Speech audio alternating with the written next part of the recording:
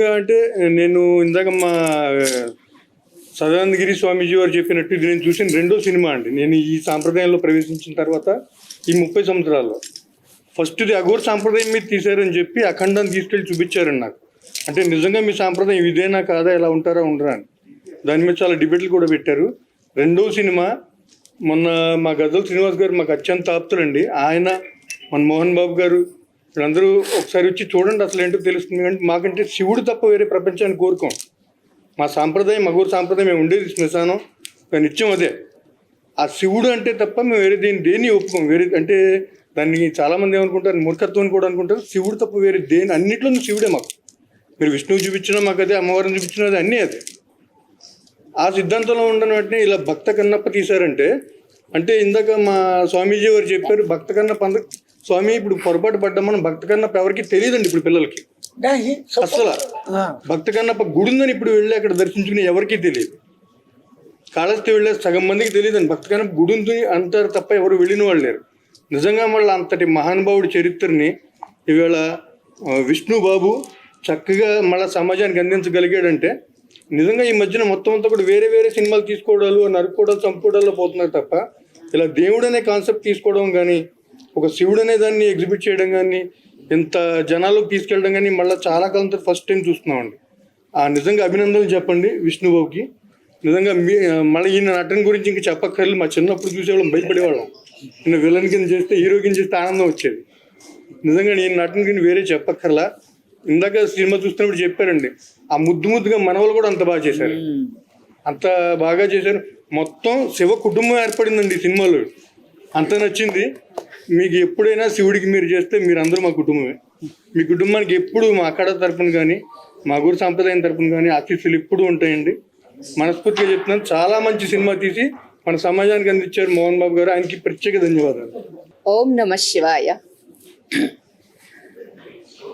కన్నప్ప అనేటటువంటి ఈ చిత్రాన్ని మన శ్రీమాన్ మోహన్ గారు అందరి మనస్సుని హరించేట్టుగా, భక్తిలో ముంచేట్టుగా, అసలు భక్తి అంటే ఏమిటి, మనందరికీ తెలిసిన భక్తి కాదు, భగవద్గీతలో చెప్పినటువంటి భక్తిని కన్నప్ప తన జీవిత చరిత్రలో తను నిరూపించాడు.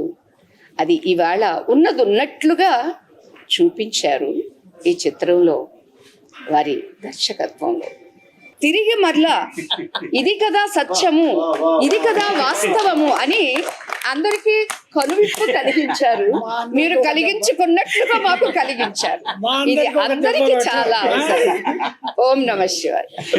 తర్వాత మోహన్ బాబు గారి ద్వారా ఫోన్ చేపించినప్పుడు నాకు అనిపించింది, ఇంత తపిస్తున్నారు లోకానికి మంచి చేయాలని, ఆ బిడ్డకు కూడా నా గురుదేవుల ఆశీస్సులు ఇప్పించాలి అని మా గురుదేవుల్ని అనుమతి అడగడం, వారు వెంటనే అనుమతి ఇవ్వడం, వారు కూడా వచ్చి ఇంకొక విషయం, మా గురువు గారికి ఎంతో ఇష్టంగా నిరంతరం ధరించే మాల ఇది. ఉండండి బాబా, ఇది మన కోసం కాదు, వీరు ఎంతటి అదృష్టవంతులంటే ఆ బిడ్డని మంచు విష్ణుని కన్నందుకు, ఆ బిడ్డ ఇంత అద్భుతంగా నటించినందుకు. అది అంటే మా గురువుగారిని ఈ పక్కన వేరే ఒక అమ్మున్నారు, తను వెళ్ళారేమో, మా గురువుగారి ఒళ్ళు పులకరించి వారు ఇలా అనుకుంటుంటే చూసి నేను తరించాను. అంతటి అద్భుతంగా ఆ దైవత్వాన్ని, ఆ నటనని ప్రదర్శించారు ఈ చిత్రంలో.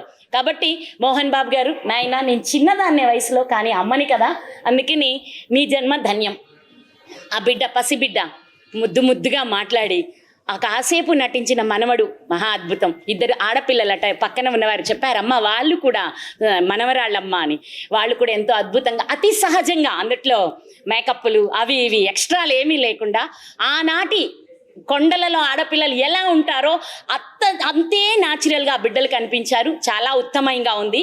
ఇంకొకటి ఏంటంటే, నా గురువులు జన్మతః సన్యాసులు, కానీ నేను ఒక గృహిణిగా భగవంతత్వం కోసం ఇలాంటి పులకింతే ఈరోజు విష్ణు ఆ పరమాత్ముని తెలుసుకొని ఆ పరమాత్మునిలో ఐక్యం అవ్వాలి అనే ఒక తపనని సాధన ద్వారా పొంది, గురుదేవా ఉండలేను, నన్ను ఆయనలో కలపడానికి నాకు మీరు దీక్ష ఇవ్వమని అడిగి తీసుకున్నాను.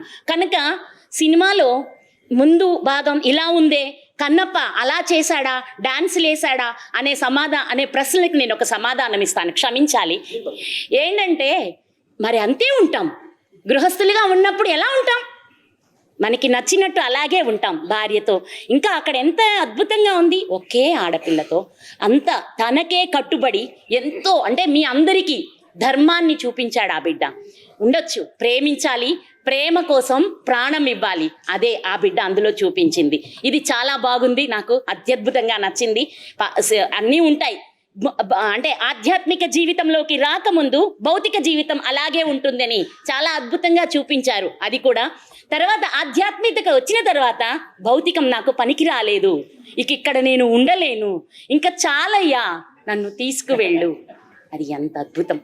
ఇంతటి అద్భుతమైన ఆ పిక్చర్ని చూసిన ఆ సందర్భంలో అందరికీ శివుణ్ణి చూసి ఇదే మేం కూడా అలాగే ఆయన ఆలింగనం చేసుకొని ఆయనతో ఏకమైపోతున్నామా అనే భావనని అందించిన ఈ అద్భుతమైన సినిమాని అందరూ చూడవచ్చు.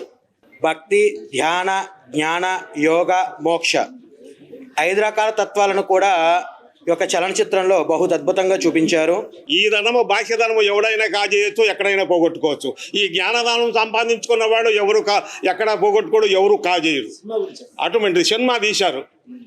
అటువంటి సినిమాను మరి మన యొక్క స్వామీజీ బాబు గారు, మరి వారి కుమారులు, వారి కుటుంబ సభ్యులు, వీరికి ఎల్లవేళలా మా స్వామీజుల యొక్క ఆశీస్సులు మరి ఉండి ఇలాంటి చిత్రాలను మళ్ళీ మళ్ళీ తీస్తారని, నేను 50 సంవత్సరాలైంది సినిమాలకు రాక. ఈ రాదు మన గజల్ శ్రీనివాసరావు గారి ఆహ్వానం మేరకు రావడానికి కారణం అంటే మా ఆశీస్సులు కూడా ఆయనకు ఉండాలి. ఎందుకంటే మా స్థానానికి రావాలి ఆయన మా తర్వాత. మీరందరూ కూడా ఇలాంటివి రావాలని నేను కోరుకుంటూ, మరి అందరికీ శుభం జరగాలి. ఇక్కడికి వచ్చినటువంటి వాళ్ళందరికీ కూడా ఆశీస్సులు అందిస్తూ అందరూ శుభగణాలని నమస్కారం చేస్తూ హరి ఓం తచ్చత్.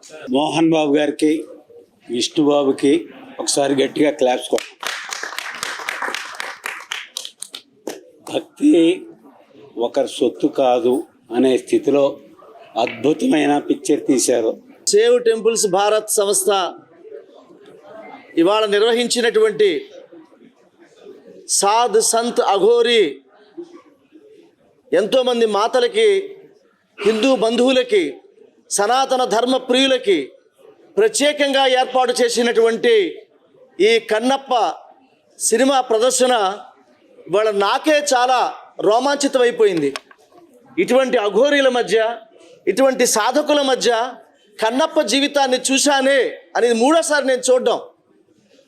ఇది మనకన్నా ఎక్కువ వర్రీ అవుతుంది ఎవరంటే ఈయన ప్రాణమిత్రుడు రజనీకాంత్ గారు.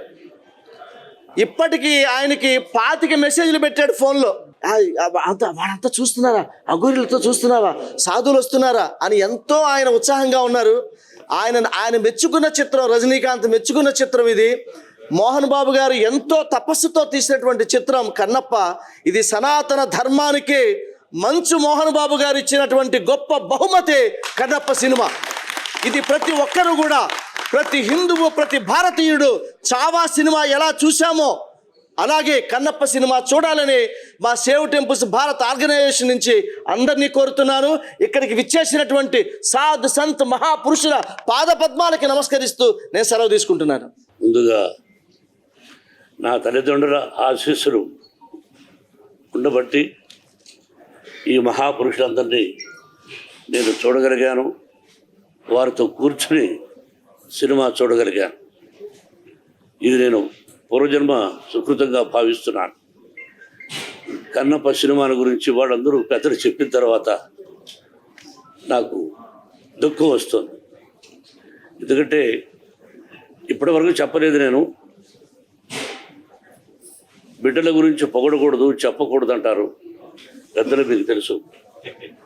ఎంత గొప్పగా నటించాడు అన్నది విష్ణువు వీళ్ళ నోటి ద్వారా విని ఆనందిస్తున్నాను. అలాగే ప్రతి ఒక్కరూ ఈ సినిమాలో చేసినటువంటి ప్రతి ఒక్కరూ, ముఖ్యంగా మా బావ ప్రభాస్, స్నేహితులు